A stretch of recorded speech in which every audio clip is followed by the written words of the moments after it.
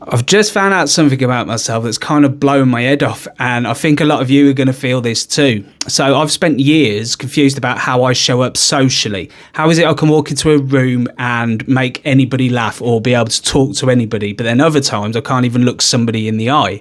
How is it that I can be life and soul 1 minute and the next minute I need silence, darkness and absolutely no people around me just to reset? How is it people that see me confident and outgoing, but inside I feel like I'm slipping into a character that I've learned that isn't actually real? And then I came across this word that people used in a trauma and neurodivergent space.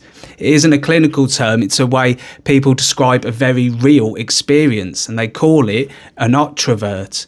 Not an extrovert or an introvert, but an introverted person who learned extrovert behaviour as a survival skill.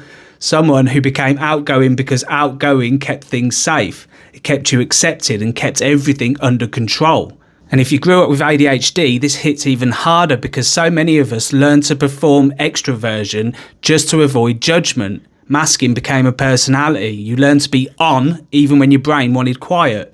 You weren't loud because you loved attention. You were loud because you were reading a room before the room could read you. You weren't confident, you were rehearsed. You weren't social, you were scanning. And you're exhausted because socialising wasn't expression, it was protection.